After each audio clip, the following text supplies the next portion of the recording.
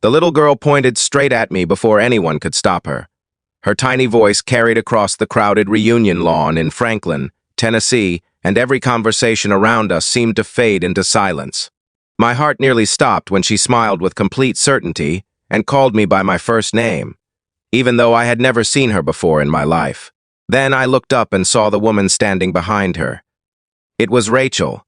15 years had changed us both, but the sadness in her eyes was impossible to miss. She wasn't wearing a wedding ring anymore, and the quiet grief on her face said everything before anyone else had the chance. If you believe that kindness, hope, forgiveness, compassion, and second chances can truly change lives, please take a moment to like this video, share it with someone who needs encouragement, leave a kind comment, and subscribe to the channel. Your support helps these heartfelt stories reach people who need hope the most. Back in high school, Rachel and I had been inseparable. We weren't the couple everyone expected to marry, but we were best friends who secretly carried feelings we never found the courage to confess. Life pulled us in different directions after graduation. I stayed in Tennessee to help run my father's small construction business, while Rachel accepted a nursing scholarship in North Carolina. We promised to stay in touch, but months became years, and eventually our conversations disappeared into old emails and forgotten birthdays. I heard through mutual friends that she had married a firefighter named Nathan. I was genuinely happy for her, even if a small part of my heart wondered what might have happened if I had spoken honestly all those years ago.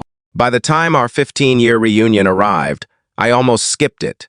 I had spent years pouring myself into work after losing both of my parents within a short time. Success had come, but the house I lived in echoed with silence every evening. I convinced myself that reunions were for people who wanted to relive happier days, not for someone still trying to build a future from lonely memories. Then Rachel walked onto the lawn holding the hand of a little girl with curly brown hair and bright blue eyes. She looked older than I remembered, not because of wrinkles, but because sorrow had quietly settled into her smile. Our classmates greeted her warmly, yet everyone noticed the missing wedding ring. Before I could gather the courage to approach her, her daughter wandered toward me as if she already knew exactly who I was. The child introduced herself as Grace. She smiled without hesitation and said she recognized me because her mommy had shown her old photographs many times. Rachel soon joined us, embarrassed by the unexpected introduction, but her eyes filled with tears instead of awkwardness. She gently explained that Nathan had passed away 2 years earlier, after a sudden illness. Life had become a constant struggle between hospital shifts, raising Grace alone, and trying to hold together the pieces of a future she never expected to face by herself. As we spent the afternoon talking beneath the old oak trees, where we once shared dreams as teenagers, Rachel admitted something that stayed with me forever. During the hardest nights after losing her husband, she often told Grace stories about the people who had shaped her happiest memories before adulthood became so complicated. My name appeared often, because I had once been the friend who believed in her before she believed in herself. Grace hadn't called me by accident. She simply felt she already knew me. Over the following months, we slowly rebuilt a friendship that had been interrupted by time, instead of broken by anger. There were no dramatic declarations or impossible coincidences. Instead, there were ordinary acts of kindness.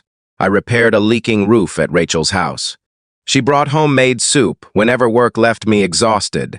Grace insisted I attend every school play and every birthday celebration, proudly introducing me as one of her favorite people. Somewhere between those ordinary moments, loneliness quietly gave way to purpose. Healing was not immediate. Rachel still carried the memory of her husband with deep respect, and I never tried to replace him. Instead, I learned that love sometimes grows from simply showing up consistently when someone needs a dependable friend. Grace reminded both of us that hearts are capable of making room for gratitude without forgetting those we've lost. One autumn evening, after attending Grace's school concert, Rachel thanked me for giving her family something she thought had disappeared forever. She said hope often returns softly, disguised as friendship, patience, and small everyday kindnesses that slowly become the foundation for a new beginning. Hearing those words, I realized that life hadn't brought us back together to rewrite the past. It had given us the chance to write a completely different future. If this story has touched your heart, Please take a moment to like the video, subscribe, and share it with someone who still believes that compassion can heal even the deepest wounds. Stories like these remind us that hope often arrives when we least expect it. Before this story ends, I'd love to hear from you. Please leave a comment telling us about a reunion, friendship, or unexpected second chance that changed your life. Your story might encourage someone else who is waiting for hope today. A year after that reunion, Grace stood between Rachel and me during a community charity picnic, laughing as autumn leaves drifted through the park. Looking at the little girl who had once called my name without ever meeting me, I finally understood that some miracles are not loud or extraordinary. Sometimes they arrive quietly through a child's innocent trust, an old friend's courage to keep living, and the simple decision to open your heart again. 15 years had taken away opportunities we could never recover, but they had also prepared us to treasure the family we never expected to find. And for the first time in many years, home no longer felt like a place. It felt like the people standing beside me,